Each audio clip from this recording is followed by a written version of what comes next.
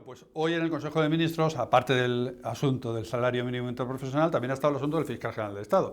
Ya saben en qué punto estamos. Ayer, informe de la UCO, en el que se determina claramente que García Ortiz eliminó todos sus WhatsApp en el mismo momento que fue imputado. Y además, informaciones como nuestra exclusiva en Es Diario de Francisco Mercado, que van a ver ahora en su pantalla. García Ortiz llamó a Dolores Delgado, que fue fiscal general del Estado, que fue ministra antes que fiscal, que fue nombrada fiscal justo después de ser ministra, en un hecho también inédito en la democracia española. Bueno, pues la información de Mercado en Es Diario es que García Ortiz le llamó a Dolores Delgado en plena filtración del expediente del novio de Ayuso. Bueno, pues con todo esto encima de la mesa, hoy le han preguntado a Pilar Alegría sobre cómo ve el Gobierno en este punto y hora el asunto del fiscal general del Estado, sin variaciones. Es posible que pregunten sobre este tema, para que no quepa tampoco ninguna duda.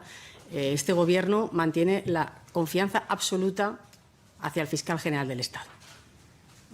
Ustedes además saben que en estos momentos hay una instrucción abierta y, por tanto, hay que respetar también el propio en fin, que discurran los plazos como corresponda.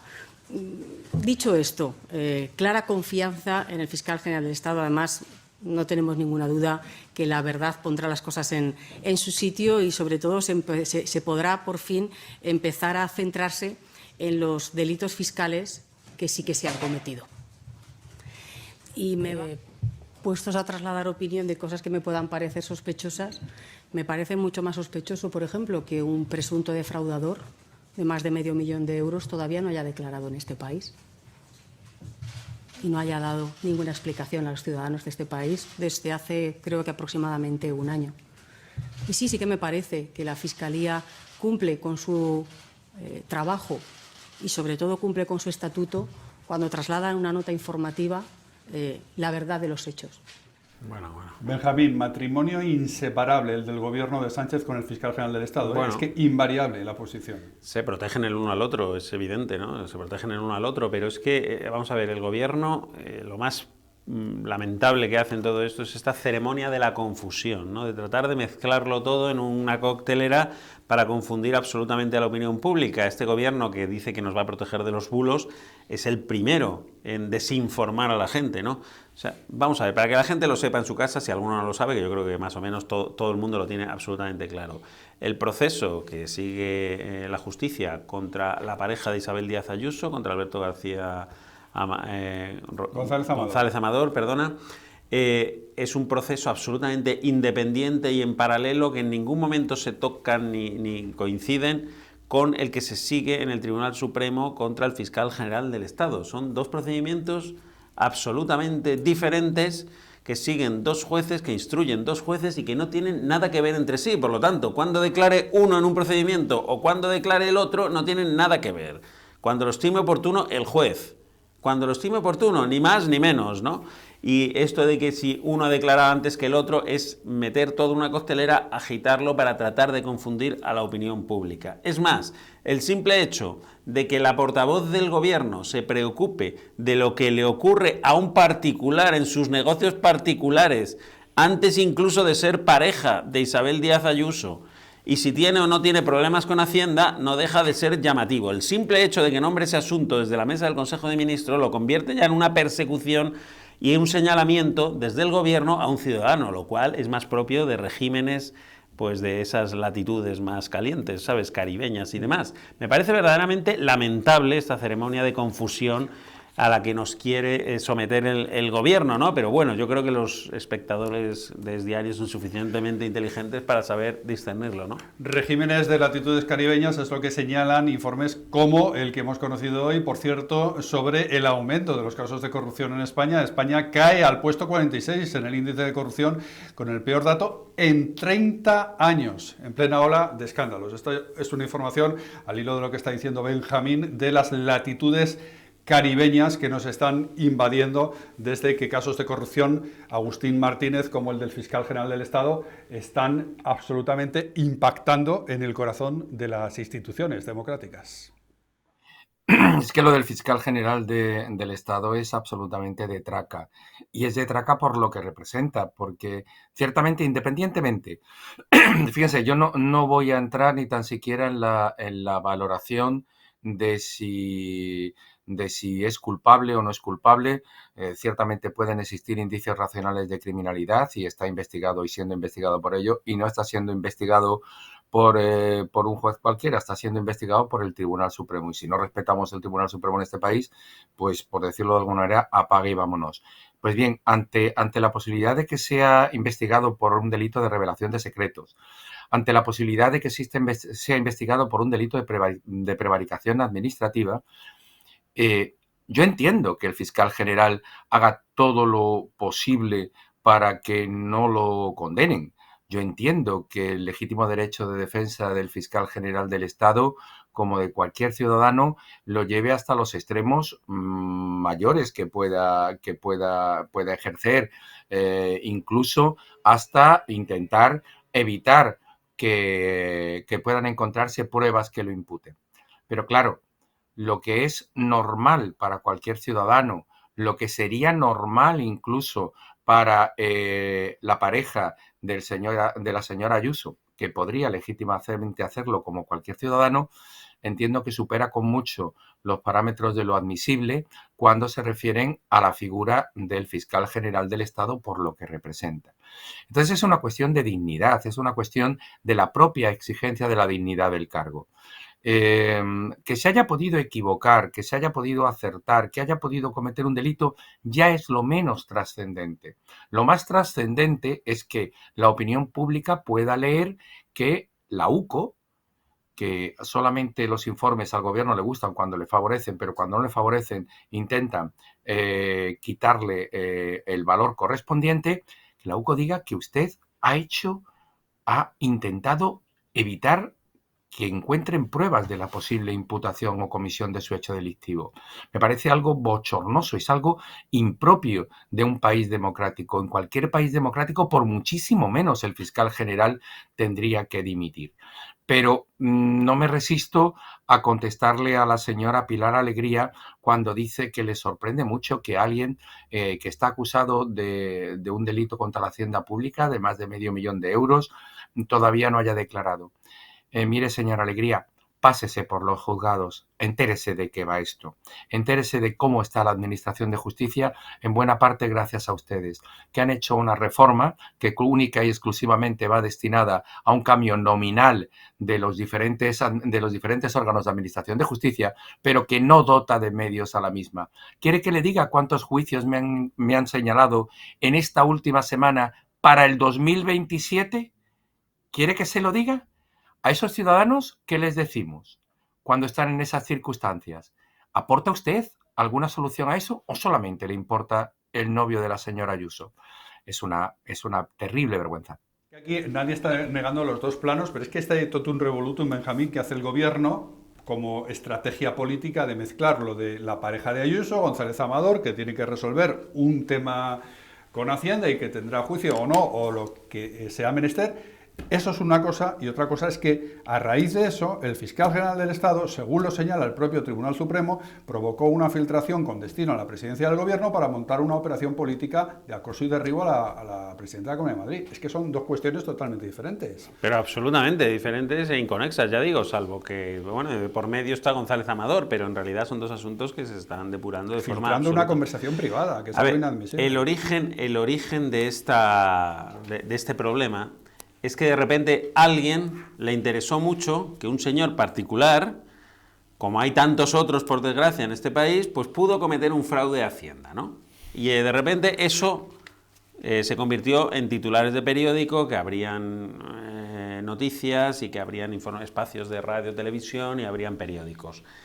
Bueno, da la casualidad que ese señor es el novio de la pareja de Isabel Díaz Ayuso.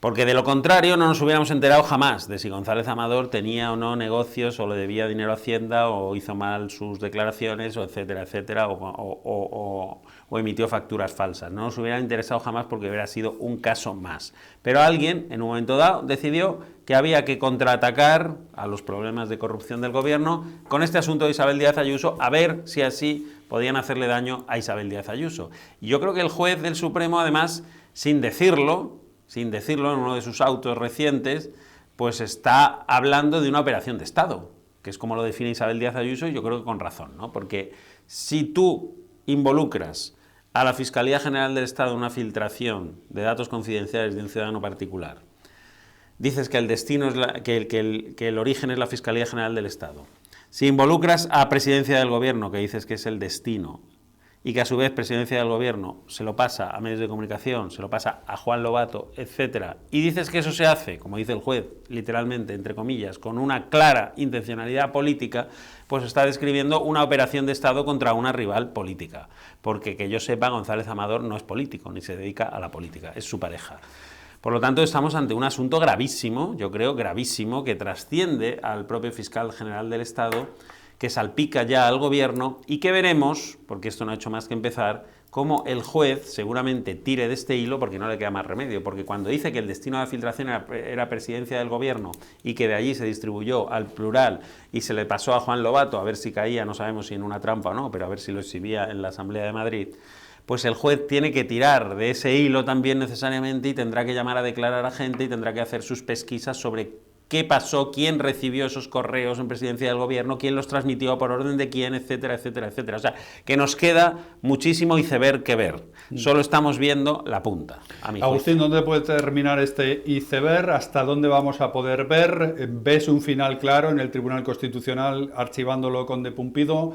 ¿Tienes alguna previsión de futuro sobre este asunto? Hombre, simplemente adelantar, decía Benjamín que, bueno, que esto solamente se trata porque es el novio de la señora Ayuso. Bueno, si fuera jugador del Real Madrid o del Barcelona, probablemente también, porque de eso actúa, y como así actúa en muchos momentos Hacienda, que es con un abuso de superioridad frente al ciudadano cuando se enfrenta a una situación de discrepancia fiscal o de la posible comisión de un hecho delictivo.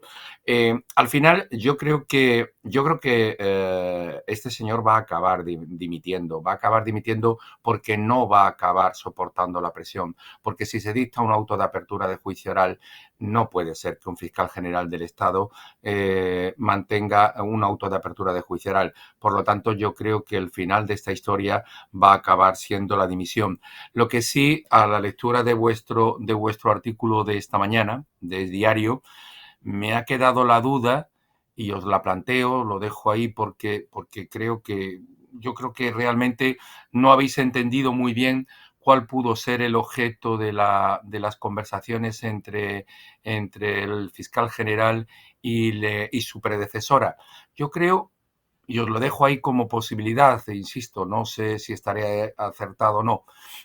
¿Creéis que en algún momento el fiscal pudo solicitar o preguntar o solicitar presupuesto a Dolores en relación con la posibilidad de que Baltasar Garzón pudiera ser su abogado y lo pudiera representar en este procedimiento? Porque, hombre, un abogado tan ilustre y teniendo un conocimiento personal, habiendo sido heredero de Dolores, pues yo creo que tiene hilo directo y puede ser una gran defensa. Podríamos hacer un juicio maravilloso. ¿Esta hipótesis qué te parece? Por cierto, está bien tirada, ¿eh? Está bien tirada. Está bien tirada, cosas más descabelladas se han visto o se están viendo en España, ¿no? Así que, bueno, partiendo de la base que a Garzón nos lo plantean en algunas televisiones como el juez Garzón, ¿sabes? El juez Garzón, y va dando clases de ética a los demás jueces en ejercicio, ¿no? Que no tienen tacha en su labor y que están ahora mismo instruyendo diversos sumarios, y él se permite el lujo, él, condenado por prevaricación, lo peor que puede ser condenado un juez en el ejercicio de sus funciones por prevaricación, apartado de la carrera judicial, pues resulta que se permite el lujo de dar lecciones a los demás jueces, pues bueno, pues ya cualquier cosa es posible. Hombre, es buena idea, Agustín, y quizás es lo que estaban tramando, ¿no? A ver cómo lo defiende. Pero dada la amistad que hay entre García Ortiz y Dolores Delgado, hombre, tampoco creo que la minuta fuera muy alta, yo creo que sería asequible, ¿no? Bueno, y el juicio sería entrañable, el juicio sería absolutamente entrañable. O sea, yo todo quedaría en casa. Sería maravilloso, sería digno de streaming. La primera ministra de Justicia que pasa directamente del Ministerio de Justicia a la Fiscalía General del Estado, en algo inédito, como tantas cosas en la época de Sánchez, igual que es inédito que un fiscal general del Estado esté imputado por el Tribunal Supremo y no dimita. No sé, yo no sé si es la primera vez, si tú lo dices será, pero en esta a lo mejor Franco también lo hizo alguna vez. No, digo, claro, en los años de la democracia, claro, hay que remontarse a épocas ya de otro tipo. Es que esto, acuérdate cuando nombró a Escrivá ministro, también le nombró gobernador del Banco de España, y a alguien le recordó, bueno, esto solo lo había hecho Franco antes, ¿sabes? Esto de poner a un ministro como gobernador del Banco de España, que es una figura también supuestamente independiente, ¿no?, del gobierno, pues bueno, pues yo qué sé, esto ya... Si es que al final, Agustín, no sé si tú lo compartes, pero es que claro, cuando tú nombras a una ministra fiscal general del Estado, te estás cargando la Fiscalía General del Estado. La apariencia de imparcialidad muere en ese momento y, claro, todo el mundo tiene derecho a sospechar que puede haber ahí ya connivencia entre el gobierno y alguien que ha dependido del gobierno hasta el punto de ser ministro. Es que no sé, a mí me parece todo tan demencial, es una falta de respeto a las formas democráticas brutal, y de aquellos polvos, pues estos lodos, si es que tampoco... Pero porque tú partes de un error estructural. Seguro. Porque tú partes de que el fiscal general del Estado debe ser una persona independiente. Hombre, alguien que en una entrevista en Radio Nacional dice la fiscalía de quién depende, evidentemente no comparte tu criterio. Y la diferencia es que él es presidente del gobierno y tú un magnífico periodista, pero él es el presidente del gobierno y tiene muy claro de quién depende la fiscalía. Afortunadamente no comparto casi nada con Pedro Sánchez. Bueno, antes de despediros, estoy diciendo antes de despediros a mi director, es decir, a ver si te voy a despedir yo a ti, antes de despediros. No, hombre, no. Aquí mandas tú, Javier, tú me despides cuando te dé la gana. Antes de despediros, para que paséis una buena tarde.